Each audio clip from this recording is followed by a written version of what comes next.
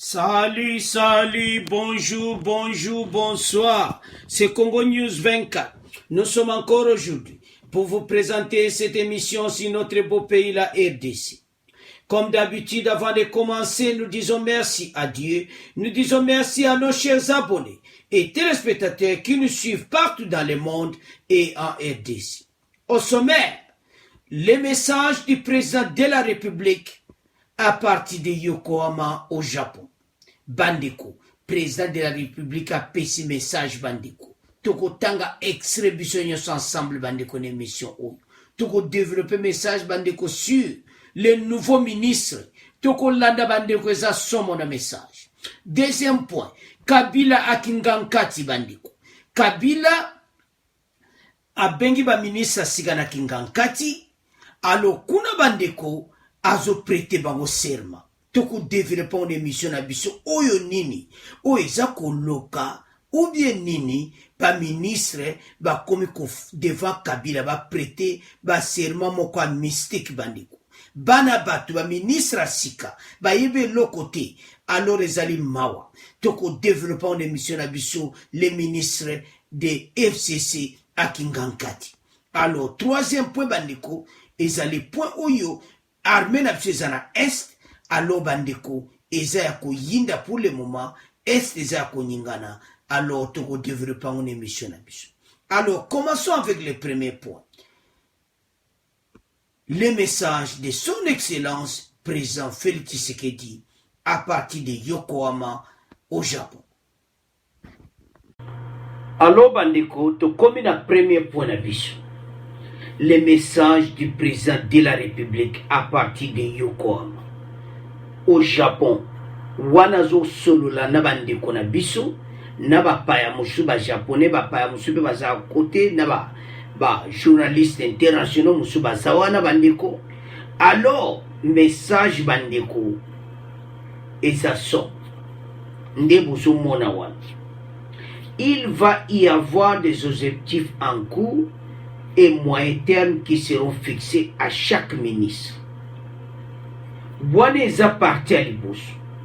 C'est-à-dire na chaque ministre ba objectif kozala court et moyen terme ba ko fixer na chaque ministre bandeko bando koti musala oyo kosala ba pesa ko kosala kozala bon. Alors est-ce qu'on atteindre l'objectif wana bandeko eza sérieux le président de la République est-ce qu'on atteindre l'objectif wana bako pesa bango objectif ya ko atteindre na fin ya terme wanu bako pesa. Alors na chaque département ba y par exemple ministre de finance économie, donc na chaque département bako pesa chaque ministre et puis développement ndena ko avancer court et moyen terme pe ko za la fixer. Wana eza parti à liboso pour la ministre bandiko binipi boso tanga bandiko une sorte d'évaluation de leur rendement. Wana komi rendement na ye bando koti rendement na ye zandingeni bandiko président de la République asa très sérieux na makambo ya onso no tala bandiko mususu makambo zolo ba ligne na ba réseaux sociaux ezo salanga mawa parce que Tozana président de la République au hasard vraiment très intelligent et puis ezama komona ki bandiko ebele baso comprendre des directions au nouveau gouvernement baso ke ezama. Il y aura des rapports réguliers qui seront faits à la population. C'est un gouvernement au balobaka gouvernement de changement. Baba no pesa ba rapport régulier, très régulier. Et puis rapport wana ekozala surveiller. Président de la République la nona ba conseiller na yi. Et puis premier ministre so courant na o nyos.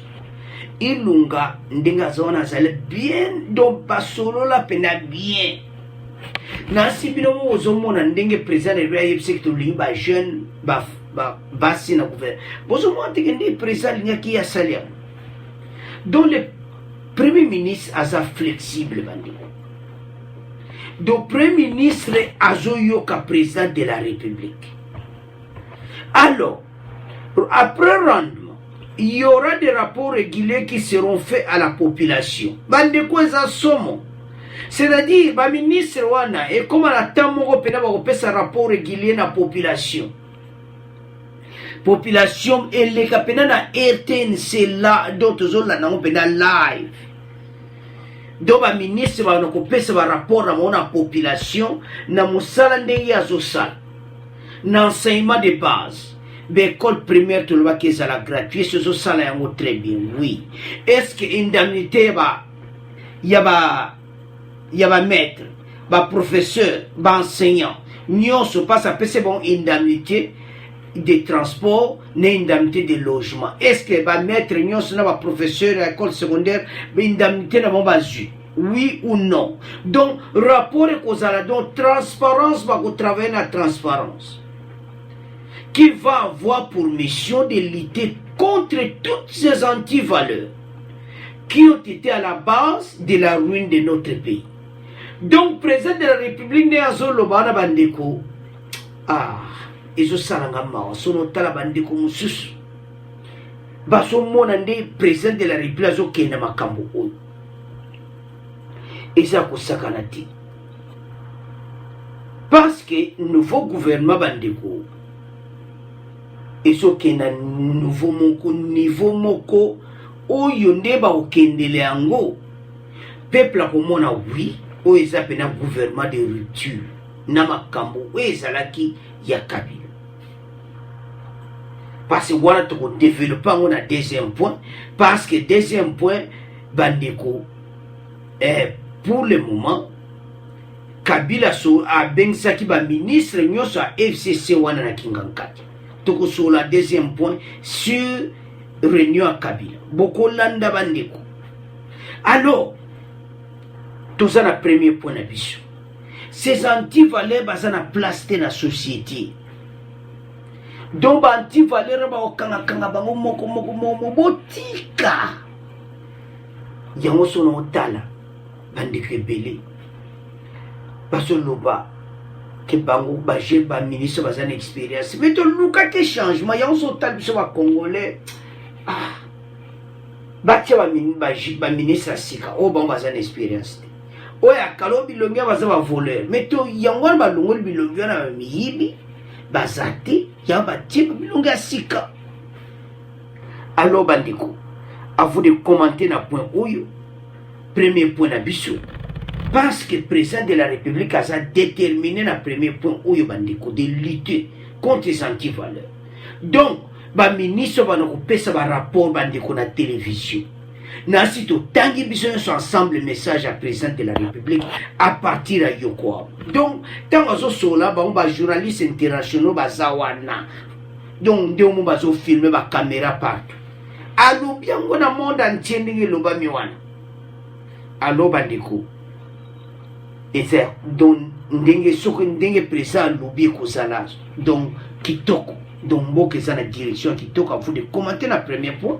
Le message à président de la République était chaque ministre a coupé ses évaluations. Alors, à vous de commenter pour le premier point, tout le reste qu'on a deuxième point, réunion de Kabila à Kingankati avec les ministres de FCC.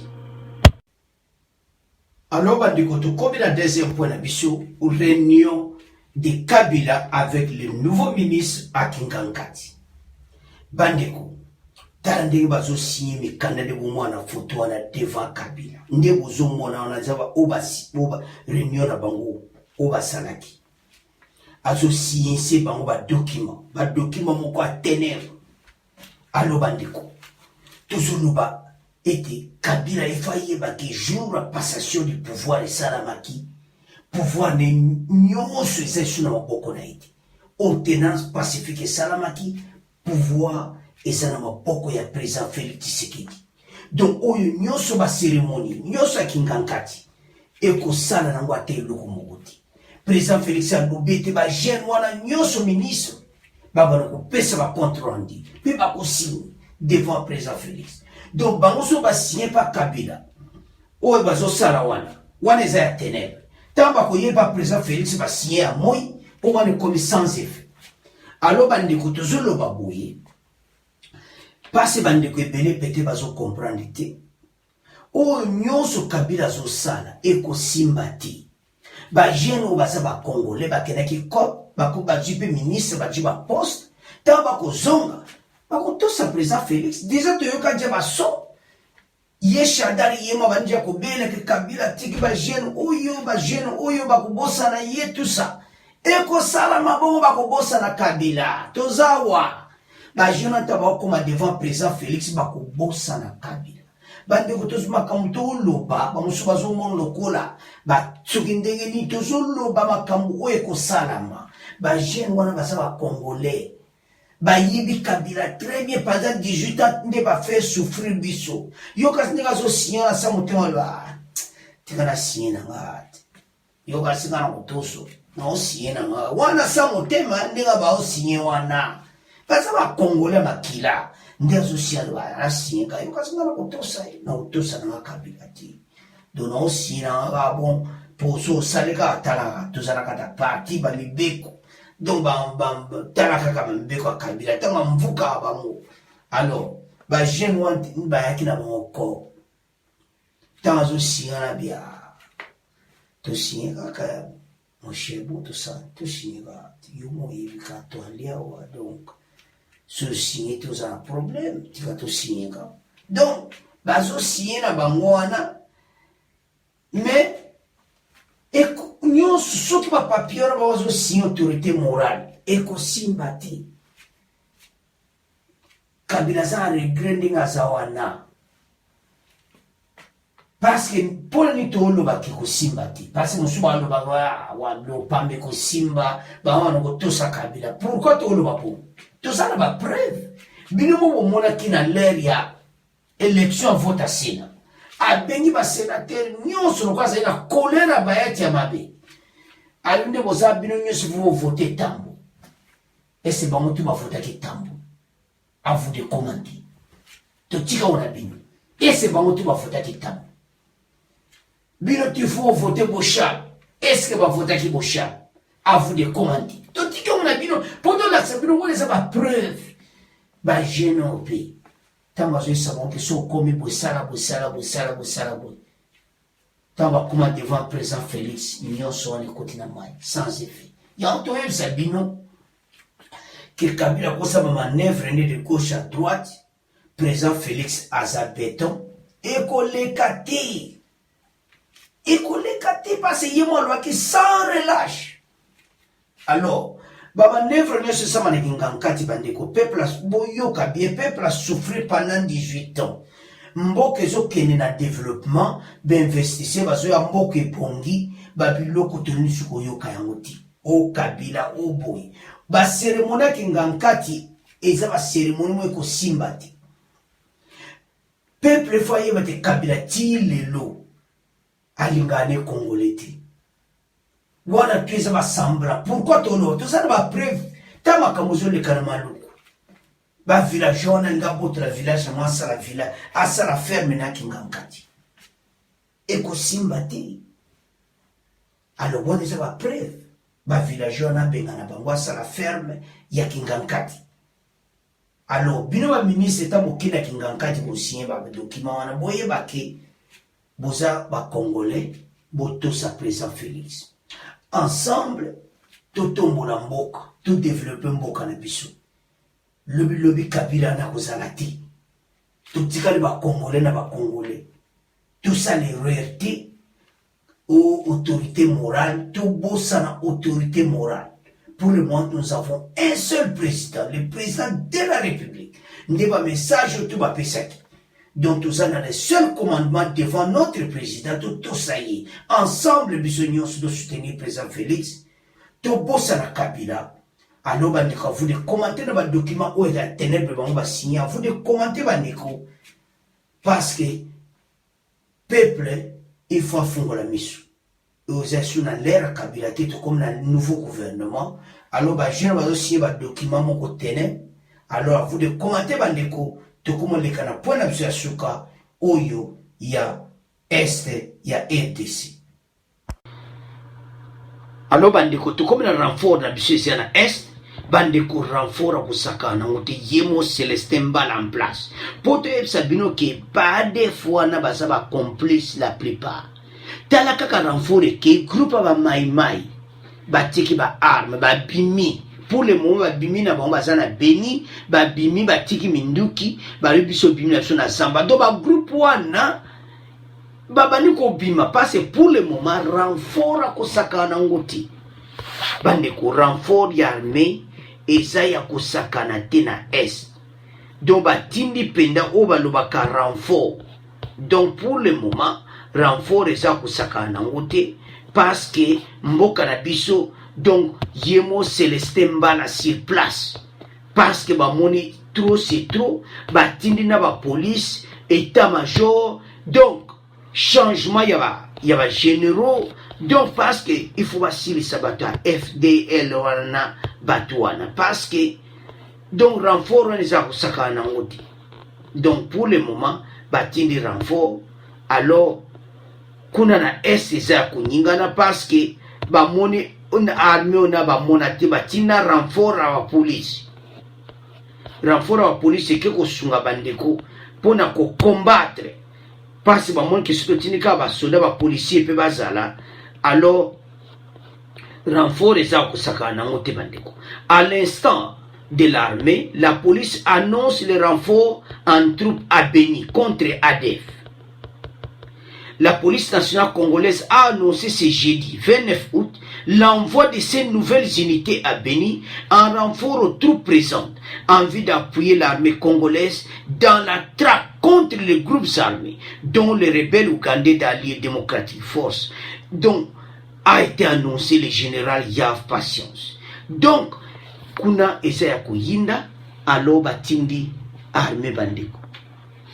Batindi armée bandeko. Donc, Esa Osaka Nangote, alors Esa Pende à Kunyingana kuna. Alors bandeko, à vous de commenter parce que pour le moment, armée n'a pas sur place. Donc, ADF basé sur la place. Alors, na jemo général Celestin Mbala bomona za présent pour ko benga ba groupe wana zo tia mobulu na est. Alors, plus de 150 éléments. Donc, batini escadron compte 100 à 150 éléments bandiko. Ces escadrons descendent à Beni pour jouer le maintien et le rétablissement de l'ordre public. Il y a forces armées na biso. Il faut lutter na ngo bandiko. Alors bandiko vous de commenter pour na pongana. Alors il y a armée nationale est donc renfort les akusanga na monter donc pour le moment ba groupe so encore qui m'a vous de commenter to comme na. Alors bandiko to comme na résumé mission na biso. Alors to comme résumé mission na biso bandiko premier poto qui président de la République azana yuko a pesi message à partir à Japon à lobi banti valeur wa nyonso ba kozali banda. Gouvernement moko tonga mboka puis ba no pesa ba rapport na bango na population baba na ko pesa rendement na monde ba travailler bandiko vous de commenter na premier point deuxième point Kabila kingankati bandiko donc peuple azuyoka pour le moment makambwana nyonso obazusana kingankati ekosimbati donc oyazo sora ba ministre kuna ngana yo toyebite meto yebite bango basa ba vrai ba congolais nde bazuza kingankati wana bayeba eti ceux ba meko landa système de corruption oyo Kabila mimaki na gouvernement liboso bakoza abibanda alors je singa kende basa wana il faut batosa oyo nyonso message ba pesi bango bandeko alors il faut balanda président Félix o nyos autorité morale babosana yango ango commenter bandiko pona kingankati pourquoi bengsi réunion wana pourquoi bengsi ba ministre sika na kingankati yakati ko simba yakati bango nyonso wana bakotosa à vous de commenter parce que ba mimi bango ça va faire ba congolais bele wana ba jeune ba yepo ba luka vina bango alors nandimite ke bakotosa makambo Kabila oyebisa bango bango bazala pour le président de la République Félix Tshisekedi soutenons ensemble le président Félix pour tout avancer le bosso bino ba ministre ou bozana kingankati bolanda président Félix alors il y a point sur le point armée renfort les makasi na est bandeko alors renfort ezati ya kosaka nango te. Alors kuna déjà bagroupe ebele bandi kobima. Alors bandeko, à vous de commenter pour la situation est. Alors abonnez massivement. Au revoir, à la prochaine.